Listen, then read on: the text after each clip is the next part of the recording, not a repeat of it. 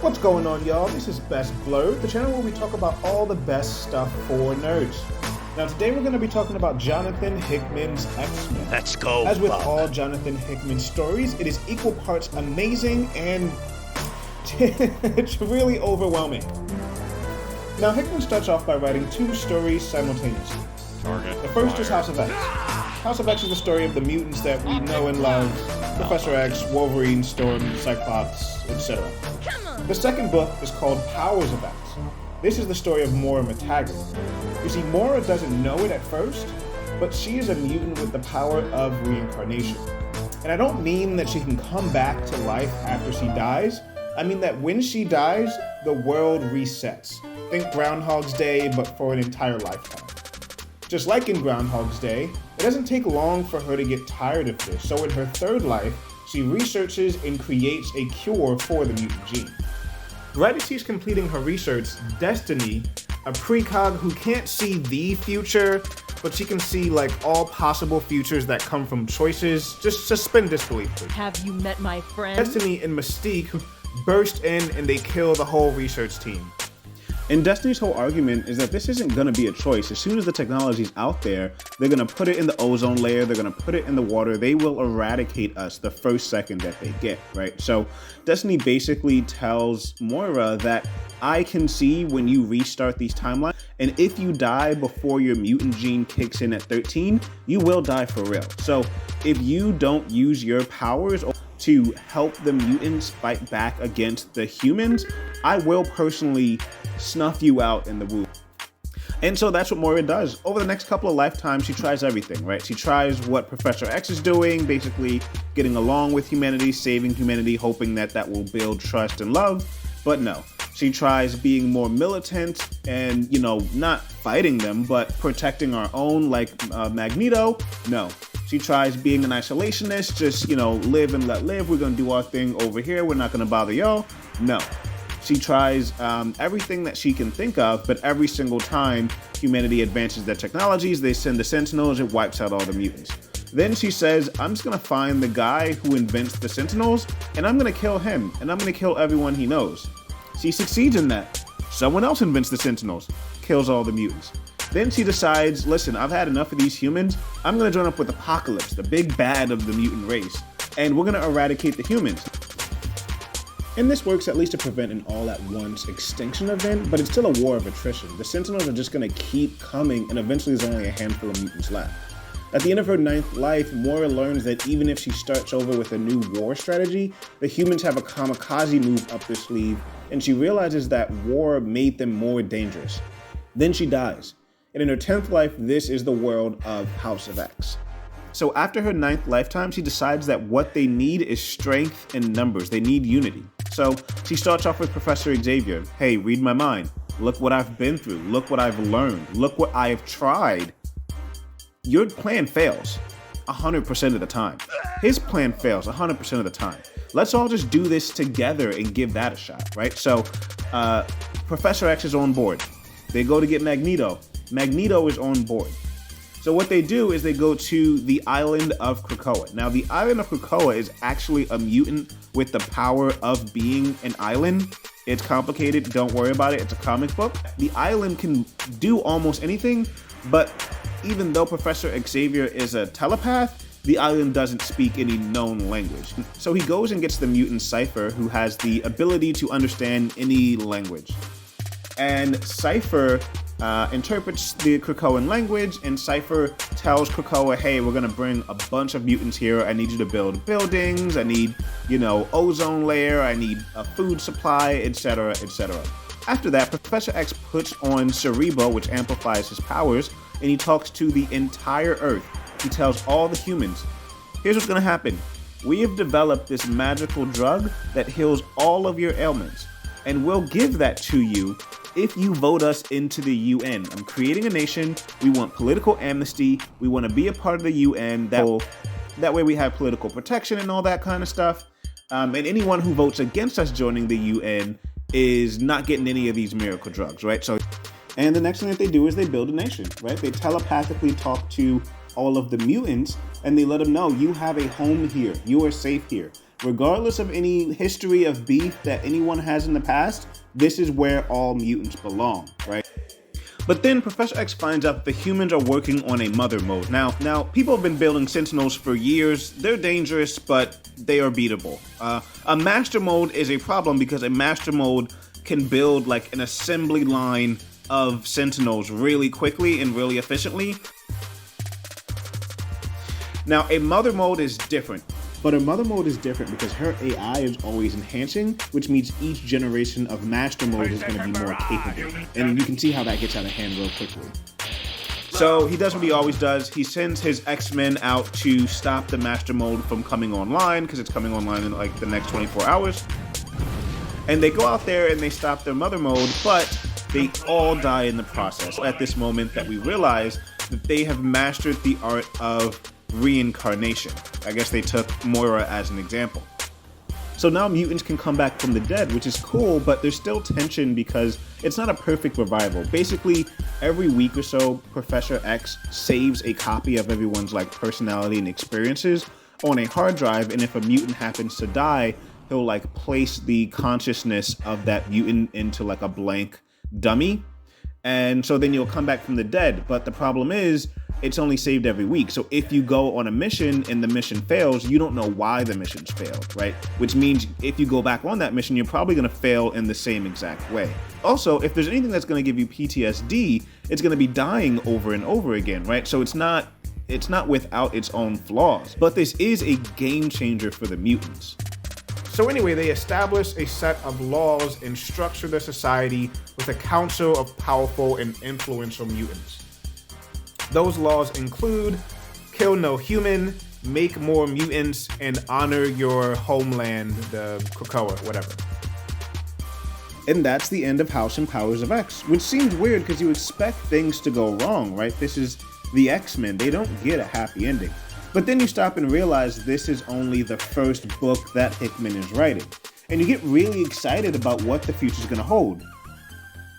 And over the next 2 years, Hickman writes 13 different X-Men stories, all within the same storyline. And they're all good comic books, but the issue is the main points of the story that were established in House of X and Powers of X are still present. So honestly, in my summary, I'm just skipping all 13 of these. I don't care. Now, while House of X and Powers of X revolved around Moira, Inferno definitely revolves around Mystique.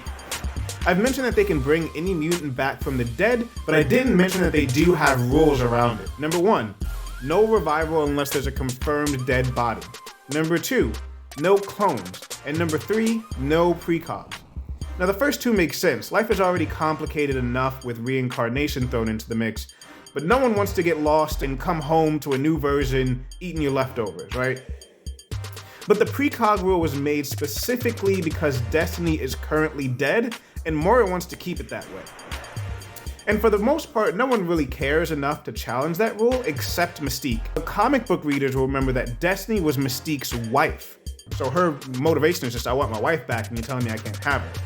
And this is made worse by the fact that Professor X and Magneto need Mystique to keep going on suicide missions because she's so skilled, and they keep promising her that eventually they'll bend the rules and bring Destiny back, but then they keep saying, oh no, you can't. And that's really stupid because Mystique is not the person to play with.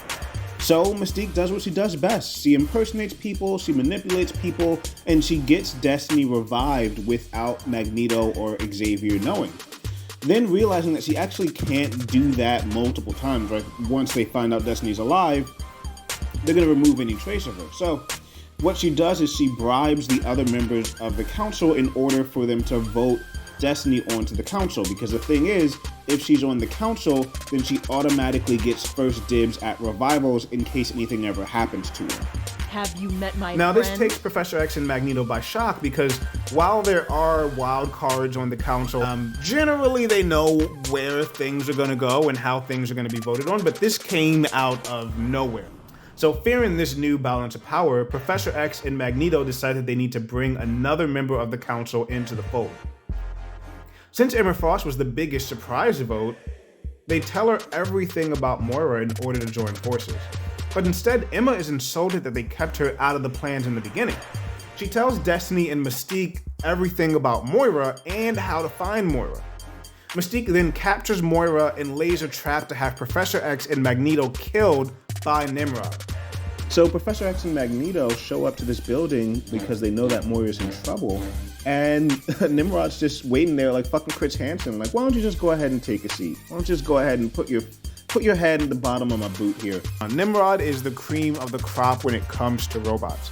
Nimrod can create his own powers. Nimrod can instantly analyze any mutant and develop powers to counteract that mutant. Nimrod can come back from a single atom. Nimrod is not to be fucked around with. I mean, they never had a chance.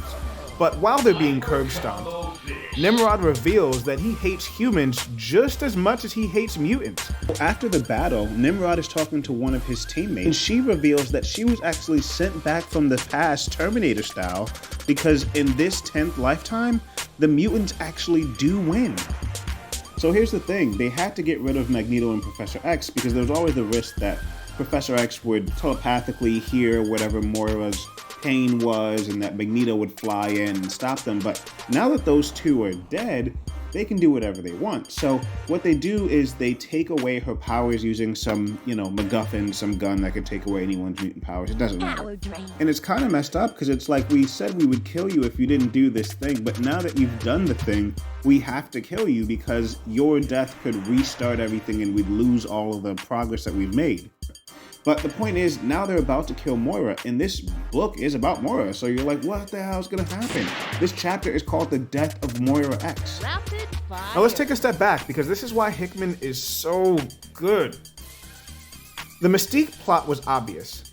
She's been asking for Destiny since day one, but in the beginning, before Professor X set everything else up, he reached out to Cypher to see if he could communicate with Krakoa. While Professor X wasn't looking, there's a panel that shows Cypher reaching down and touching a leaf. It's noticeable, but there's so much going on in HOX, it's really easy to forget. It's now revealed that what Cypher did was infect the island of Krakoa so that he could spy on Professor X because he does not trust Professor X. Right before they kill Moira, Cypher shows up to save her. Now, he didn't get here quick enough to stop her from being depowered, but he can save her life. Now, at first, Mystique is just like, you're not a fighter. I can easily kill you too.